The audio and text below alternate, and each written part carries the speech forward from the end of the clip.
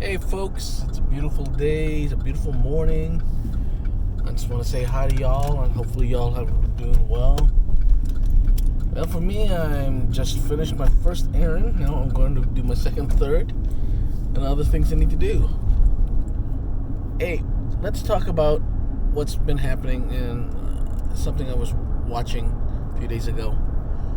I saw a great American, powerful American, do something that everyone should be proud of. All right, she's an American, Japanese heritage.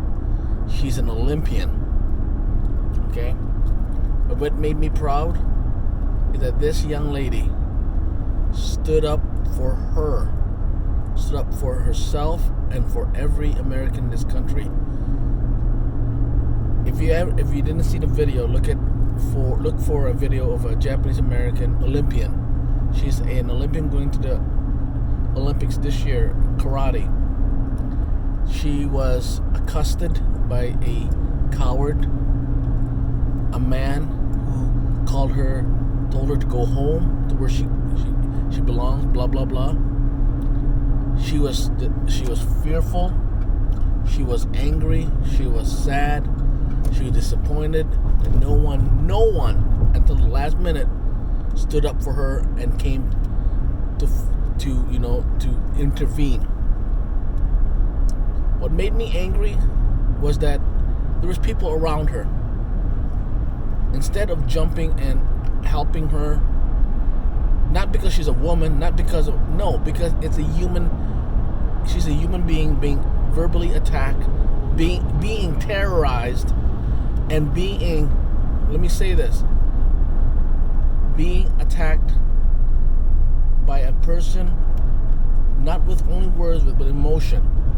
So for any American or any individual will tell me that this is not a terroristic threat, the definition surprises me. But let me tell you about this young lady. If you look at the video, find a video, she put a real feeling when she had an interview with other people. But the video showed it. This individual, this man, if she wanted to, she could have defended herself physically in other ways, but this man attacked her ethnicity, her loyalty. She's an American Olympian. And it made me angry that this man who doesn't know her had a cowardly attitude to call her names because she's an Asian.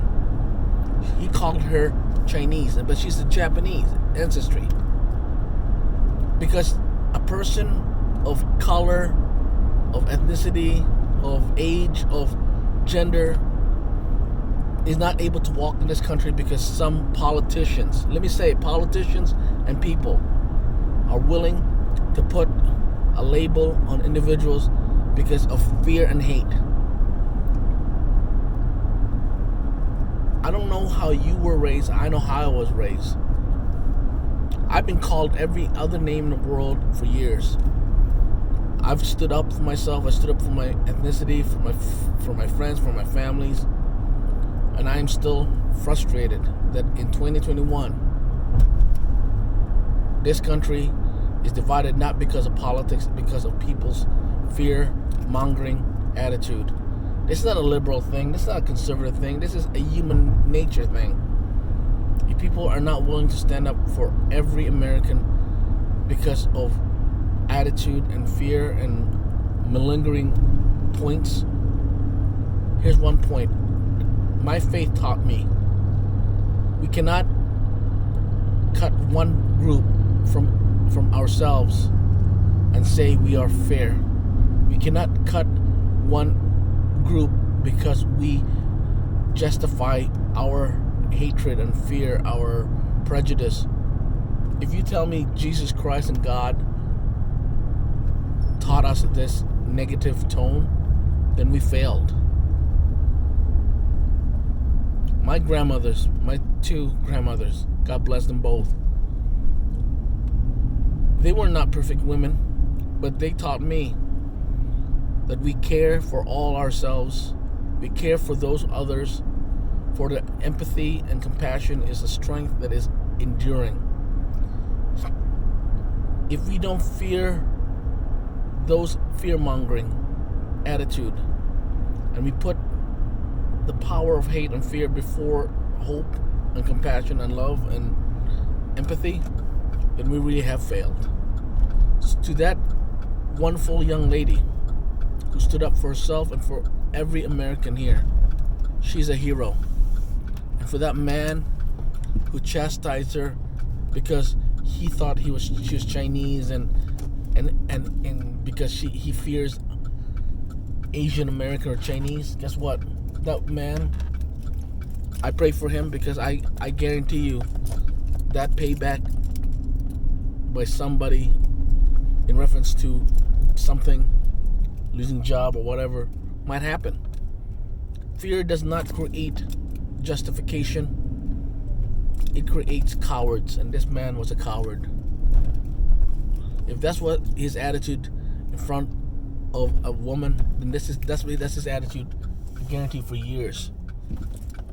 So I salute that young lady, and I give hope to all Americans that we cannot just stand here and hope that fear and hate disappears. It will never disappear until good people are willing to stand up and fight for that right.